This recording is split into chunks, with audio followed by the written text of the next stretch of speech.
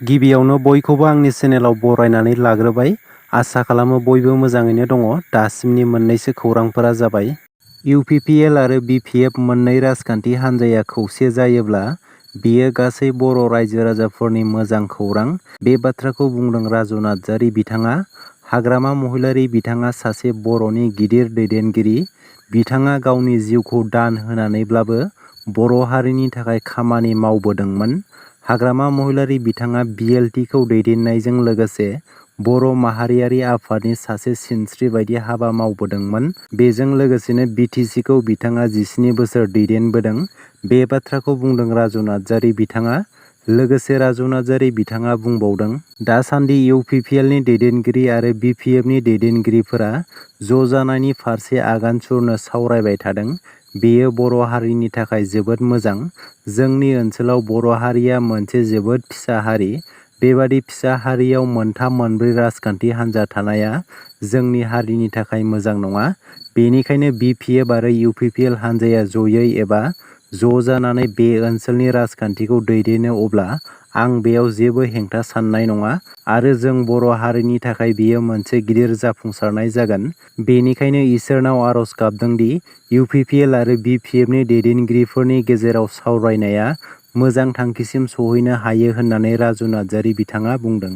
फेग्रा मुवा एबा ड्राग्स बायनो फैसा मोनैयाव फिसाज्लाया गावनि बिफाखौनो बुथारदों। बे जाथाया जादों क'क्राझार जिल्लानि गसाइगाव महकुमानि सिङाव थानाय जमुनाथारिनि तुलसीबिल गामियाव नुर इस्लाम मुंनि सासे 55 बोसोर बैसोनि सुबुंखौ बिनि फिसाज्ला दरबेस आलीआ खास्रि बिस्रियै बुथारदों। मिथिनो मोननाय बायदिब्ला दरबेस आलीआ ड्राग्स बायनो थाखाय गावनि बिफानाव रां बिदोंमोन। ड्राग्स बायनो रां मोनैनि जाहोनाव दरबेस आलीआ गोबौ हाथियारजों गाग्लोबनानै गावनि बिफाखौ बुथारो। पुलिसआ नायबिजिरनायाव मिथिनो मोननाय बायदिब्ला बिफा नुर इस्लामखौ बुथारनायाव फिसाज्ला दरबेस आलीजों लोगोसे सानिदुल आली आरो सैदुल आलीआबो दंफायोमोन। सासे गाहाय फोरोंगिरिया दाय मावनायनि जाहोनाव लाजिनांथाव साजा मोन्दों। बे जाथाया जादों बिटिआरनि सिङाव थानाय तामुलपुर जिल्लानि बरक'फा गोजौ फरायसालियाव। जगेन राजबंसि मुंनि दुथां गाहाय फोरोंगिरिया दाय मावनानै फरायसाफोरजों साजा होजादों। फरायसालिनि लांगोनायावनो गाहाय फोरोंगिरि जगेन राजबंसिया खोमा खेबनानै जलाय सिखारलाय खालामनांदों। बेनि गाहाय जाहोनानो जादों मिथिनो मोननाय बायदिब्ला गाहाय फोरोंगिरि जगेन राजबंसिया फरायसालिनि 10 थाखोनि फरायसाफोरखौ सोलोंथायारि दावबायनायनि मुङाव भुटान सिमायाव लानानै थाङो। बे दावबायनाय समावनो माखासे फरायसुलिफोरखौ गाज्रि नोजोरजों हाबा मावनो नाजायो। गाहाय फोरोंगिरि जगेन राजबंसिया बेनि अनगायैबो सानैसो फरायसुलिफोरखौ उन फारसेनिफ्राय फैनानै खोमायाव हमनानै मुगैथाव बाथ्रा बुंनायनि जगेन राजबंसिनि हेंथायै अजद सिखारदों। मख'नो गोनांदि बेनि सिगांबो गाहाय फोरोंगिरि जगेन राजबंसिनि हेंथायै बेबादि गोबां अजदआ सिखारदों।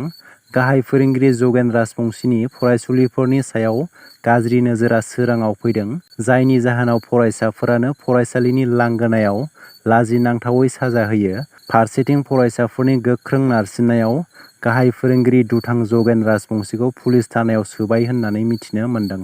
जायफोर बिथांमोना आसाम डाइरेक्ट रिक्रुटमेन्टनि थाखाय एप्लाइ खालामदोंमोन, बेनिनो एइचएसएलसि लेभेल पस्टनि थाखाय एप्लाइ खालामग्राफोरनि एडमिट कार्डआ फैबाय। जायफोर बिथांमोना एप्लाइ खालामदोंमोन बैसोरो seva.online.org वेबसाइटआव थांनानै एडमिट कार्डखौ डाउनलड खालामना लानो हागोन। बेनि आनजादआ फैगौ 15 सेप्तेम्बराव जागोन।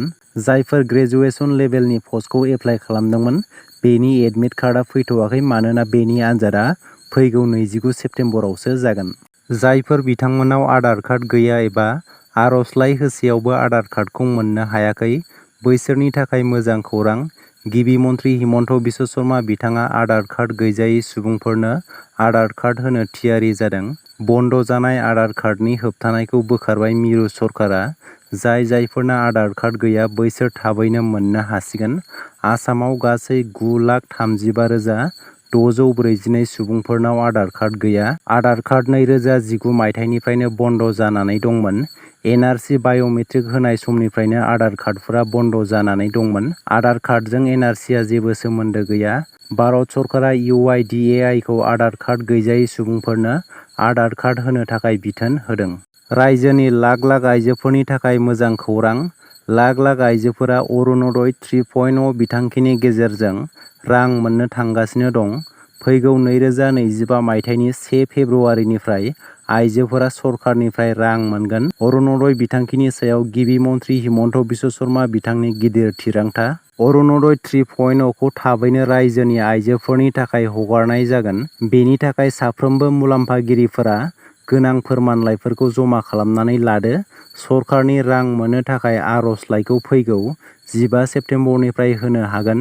रायजोनि 12,60,000 गोदान आइजोफोरखौ अरुणोदय 3.0 आव थिसननाय जागोन आरो मोनफ्रोमबो बियाबाव 10,000 आइजोफोरनो सरकारि रांखौ होनाय जागोन। मख'नो गोनांदि रेशन कार्ड गोनांफोराल' अरुणोदयनि मुलाम्फाखौ मोननो हागोन, नाथाय रेशन कार्डजों आधार कार्डआ लिंक जानाय जानांगोन। जुदि नोंथांनि रेशन कार्डआ आधार कार्डजों लिंक गैया अब्ला अरुणोदयनि मुलाम्फाखौ मोननाय नङा। दासिमनि मोननैसो खौरांफोरा बेनोमोन। गोजोन्थों।